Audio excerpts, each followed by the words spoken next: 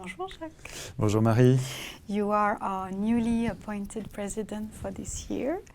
But before we deep dive into 2024, I'd like to take us a couple of steps back into 2023 and ask you about the general trends that you have seen that have had an impact on our association. Jacques. Payments at large are essential for all economies, so we know that. Payment cards, whether physical or digital in particular, play an essential part in the life of many worldwide.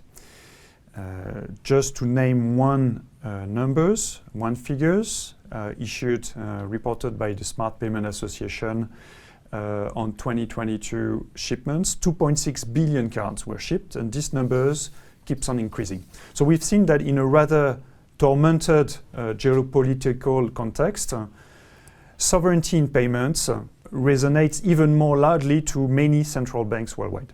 In addition to that, EMV and NFC speak to many players that are in search for the right payment technology, for its security, its interoperability, and its availability.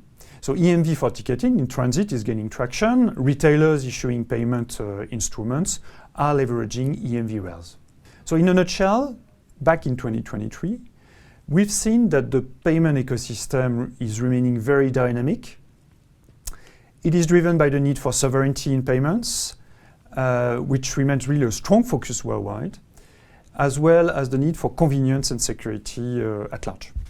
In the light of all these observations, what would you say about WLA's impact and model accuracy, and how did WLA perform in 2023? I mean, technology independence for more sovereignty is what we've established WLA for, and it was back in 2021. So this is really our DNA operating the association. We are maintaining a technology that includes a full set of functional specifications for contactless EMV, alongside a certification framework. And we are doing that in an open way and making it available to schemes, retailers, financial institutions, and vendors. So in 2023, we've continued to build on our fundamentals: EMV compliance and interoperability, reduction of complexity and cost for the certification, and compatibility with the kernel C5 through our partnership with JCB.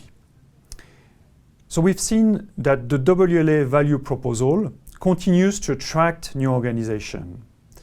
As a matter of fact, we were very proud last year to welcome 4 new members, among which the National Bank of Serbia, who's owning the Dina card local scheme, as well as UNOX, a retailer in the Nordics, and 2 other vendors.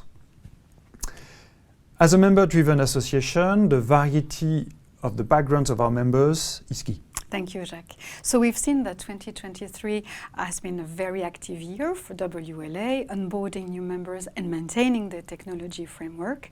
What could you share with us about WLA trajectory for 2024? At WLA, we form a community, a technical community, and so we'd like in 2024 to spend more time animating this community. How are we going to do that? So the first thing we'd like to do is, as the community keeps on increasing, we are seeing players with very diverse backgrounds. Some of these members use the technology, some others promote it. Thus they are the first advocates of the technology itself and of the WLA model. So we'd like to make sure that all are equipped with the fundamentals of the technology, so what it brings, what it solves, competitiveness through openness, time to market through leverage of existing infrastructures, interoperability thanks to EMV. So we'll be communicating soon around a series of free webinars accessible to our members, and we'll be then putting these webinars actually on the member area of the WLA website. The WLA board, and that's the second item. Second things for the community. we have at heart actually to ensure that we keep adding on value. Adding on value for our members, and that the value proposal remains attractive to others members to join. So I'd like to share one particular initiative we've started in 2023 and will continue in 2024. A standard for contactless EMV and a certification of compliance for implementation is what we find at WLA today. This is what we offer. It offers a large pool of possibilities for schemes in terms of product configuration. That's great. At the same time, it may be perceived as another level of complexity to embrace. So we decided at the board that we wanted to investigate options to break this complexity for those who need it, and possibly offering implementation guidelines for level 3 product configurations, or evaluating possible options for to set up a level 3 testing. So the conclusion of this activity should come around Q2. Last but not least, a third item we do for the community. Our community keeps on increasing, we've said it, but this obviously has a positive impact on the financial accounts for the association, and we'd like to make benefit actually members of this fact. So as you know, WLA is a non-economic association. So the fees that we are collecting from the members are covering the operating expenses. So it can be, for example, the contracts we have with the certification body, as well as the test laboratories.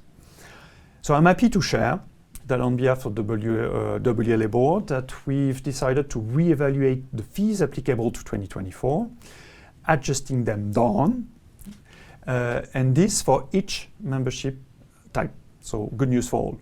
What would be your 3 to 4 words to summarize WLA in 2024? So allow me 3 words. Community, care, and the last one is collaboration. With that being said, we conclude our session. Thank you again for your time. And again, all our best wishes to all of you. Thank you.